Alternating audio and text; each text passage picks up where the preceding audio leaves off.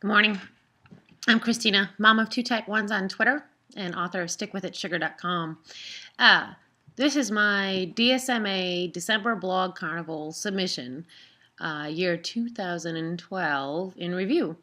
So this month's blog carnival prompt was to discuss 2012 on a personal, community, and technological level in regards to diabetes. And so I thought I would do a vlog. Honestly, I tried to type out multiple submissions for the blog carnival, but alas, my thoughts would all get all jumbled up in my head and I couldn't do it. So I thought, I'll try this vlog thing, which is kind of a huge deal for me because I absolutely hate the sound of my voice. And I'm also nervous, and when I'm nervous, I have a tendency to talk fast, and so things could get messy. But so diabetes 2012. Well, on a community level, we moved from Texas to California, and in doing so, I left behind my entire community of people that were my support system, were fellow advocates, parents of kids with diabetes, adults with diabetes, the JDRF office in Austin that I worked closely with and did a lot of volunteer work with, and diabetes camps, which is huge because the diabetes camps in Texas are phenomenal.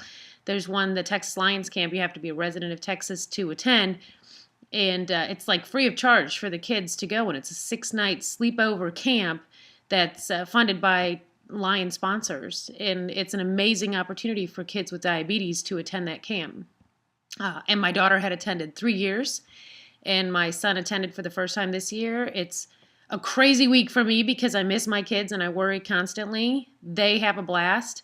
There's no communication from the kids to the parents. I'm allowed to write emails that are printed out and given to the kids, so I remind them to be nice and brush their teeth. And I also remind them to get in front of the camera as often as possible because the Texas Lions Facebook page posts all the pictures from the day. And so late at night, I get to play Where's Waldo and try to find my kids and see that they're having a great time, which I know they are. So we won't be able to attend that camp again, which is very sad. I know it's heartbreaking to my daughter. Hopefully we'll go back and attend a day camp that we've gone to a number of years, 5 years, called the Texas Camp for Kids with Diabetes and Camp Bluebonnet. It's an amazing camp that I volunteer at, and we don't have to be Texas residents. So a week-long trip is in order for us to go back to Texas. Looking forward to that. So, but in leaving Texas, I left behind a huge support system, a huge network of people that have been there with me, some with a direct connection to diabetes, the parents of kids with diabetes or people with diabetes, other just friends of mine who their only connection to diabetes is me and my kids, but they understood and they knew and they helped, and I could trust my kids to go for play dates at these friends' houses because my kids would be protected because the parents took the time to learn about diabetes. We don't have that yet here in California, but we'll get there. I'm sure we will. A community I took with me when I left Texas is the Diabetes Online community, which I became actively involved in between, I guess February is when I went on Twitter for the first time in over 2 years. My first attempts at Twitter in 2010 were to contact Nick Jonas so that my daughter could get permission to use his song a little bit longer in a project. We never did hear from Nick, but it's a fabulous song. And then I didn't go back onto Twitter for 2 years until I read about the DSMA, Diabetes Social Media Advocacy, in a blog post by one of my favorite diabetes bloggers. So I got involved in Twitter, and that has just made a huge difference in my life. It's added a tremendous amount of joy.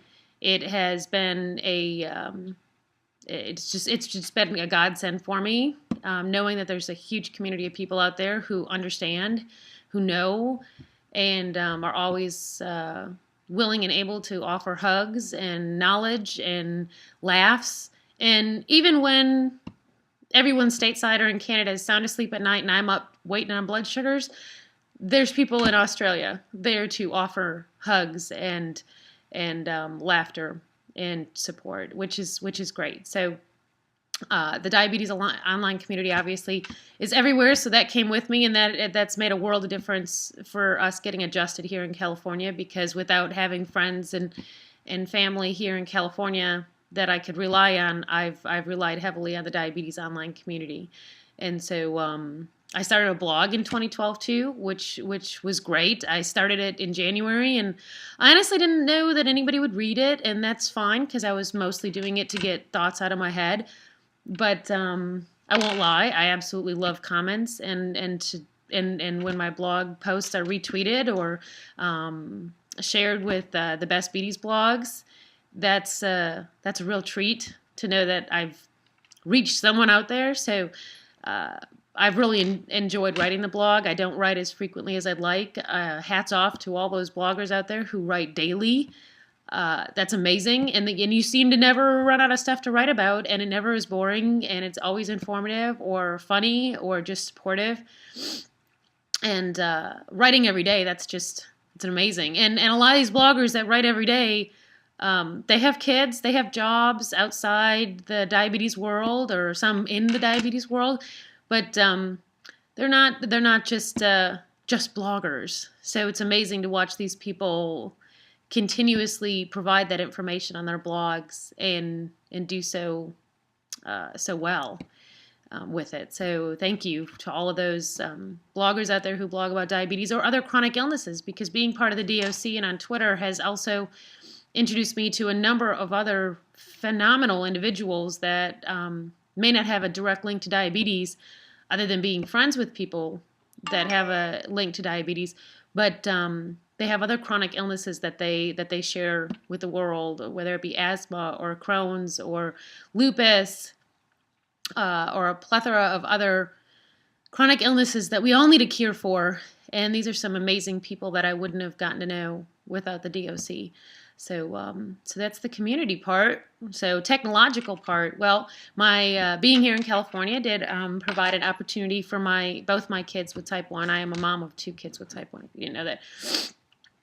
To take part in a study with Dexcom to try to get the FDA to approve the Dexcom G4 for kids under 17.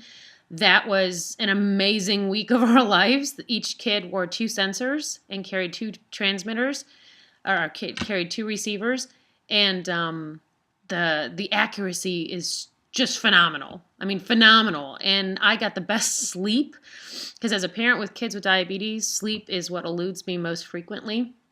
But I got the best sleep ever that week because I was able to keep the receivers in my room and know that I would be alerted if my kids went too high or went low. So that was a great week, and my kids loved the G4, and we hope that the FDA approves it for under 17, so I can start writing lots of letters to our insurance company who won't approve anything off-label, begging them for the G4s. I can't wait for that day. It'll be a fantastic day in our lives, in our lives. Yeah, absolutely. So the other technological thing is, while we were doing part of the G4 trial, we were asked to use the, and I'm going to pronounce this wrong. If Sarah was here, she would correct me. I think Kim's corrected me too. But we were asked to use the Viera IQ one-touch meter, which is a absolutely phenomenal meter, glucose meter. Uses way less blood than our current meters. It's got a beautiful screen that just it's a fun meter. I know diabetes fun doesn't oxymoron, but honestly, the Viera IQ makes checking your blood sugar easier. The light, oh my gosh, the light, to be able to check a blood sugar at night without turning on my kids' lights and being afraid that I'm going to wake them up in the middle of the night when I'm checking their blood sugars, because they don't wake up when I actually lance them with a sharp object and squeeze blood out, but they do sometimes wake up when I turn on the lights. So that's a fantastic thing. But again, my insurance company is not playing nicely, and they will not approve the Viera One Touch IQ test strips. They won't approve them, which is weird because they approve other One Touch test strips. But hopefully they'll get on board with that. Multiple emails and letters have been sent. I did hear a rumor that maybe Animas is going to be pairing the barometer with the ping pump, which is what my kids both use. And if they do that, then I'm hoping my insurance company will be forced to add those meters to their menu of items that they'll help pay for. So another technological thing that I was able to play with and enjoy is Cool Innovations ClimaPack, which is a really neat device that keeps insulin the absolute perfect temperature, regardless of the temperature outside. It was sent to me, and this is not, I'm not trying to plug for it, but I do want to say, I mean, technologically, where did diabetes land us in 2012? Well, I did get to play with that, and it was wonderful. We took it on our 10-day drive from Texas to California and stopped in Arizona. And it was 114 degrees outside, and it was really hot. And don't let anybody fool you. Dry heat is still heat, because once it hits 114, it doesn't matter if it's dry or humid or what, it is hot. But our insulin, while we were hanging out at various places, was kept at a perfect temperature. And so the ClimaPack is a really neat device. And if you are a person, especially a person using multiple daily injections, who finds yourself outside in the extreme heat or the extreme cold, it might be something worth looking into, because you want to protect that life-saving liquid at all costs. So that technological, that's where diabetes landed us in 2012. On a personal level, diabetes kicks my butt sometimes. I mean, it makes me angry and sad and frustrated, and definitely steals sleep from me. But I watch my kids kick the butt, kick the heck out of diabetes on a daily basis. They're strong and they're smart and they're brave, and they are my little heroes. So, I get to watch that. There's a special place for kids with diabetes, because they really just never cease to amaze me, whether it's my own kids or other kids with diabetes. They are some really phenomenal individuals who grow up to be phenomenal adults, and I've had the pleasure of meeting a number of those. Also thanks to California, because apparently California, especially Palo Alto, Berkeley, San Francisco, is a big place for people from the DOC to go to, and so I've been fortunate enough to meet a number of people from the DOC, and that's just been an absolute treat. So there we go. That's diabetes in 2012 for our family. One of the things about moving that's been a little bit difficult is the schools here in California we moved into a wonderful area with highly rated schools, so my kids' academics are not at risk. But California is kind of behind the times when it comes to providing health care or health management services, whatever you want to call it, in the schools for kids with chronic illness.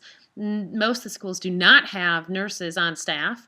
My son's school did hire a part-time nurse to help him manage his diabetes, which I'm very grateful for. And she's been terrific. She's young and inexperienced, but she's willing to learn. And so that's been good. That's been really good that he's got that support. We do miss our Texas nurse. She became part of our family, and I love her more than anything, and I do miss her greatly.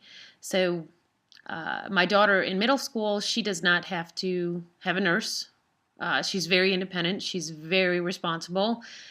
She's 13, and I hope that doesn't change as she continues on into the teen years. I hear horror stories, but hopefully she will keep up the great work that she's been doing with managing her diabetes throughout the school day on her own, and while at home.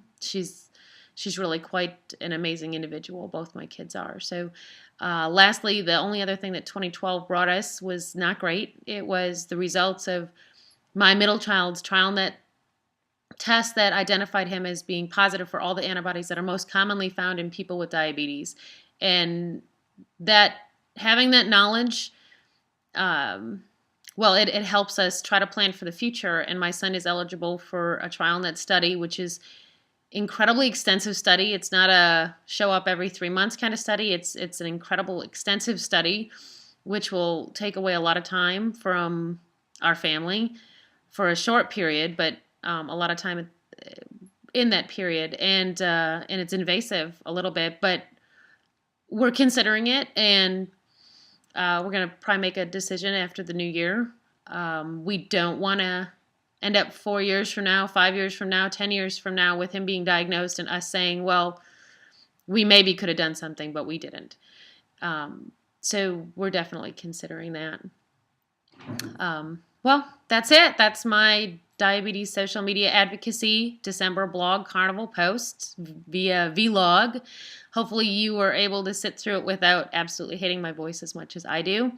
And I wish you all the best in 2013. Thanks for checking out the blog today. Stick with it, sugar. Never gets easier, but you get better.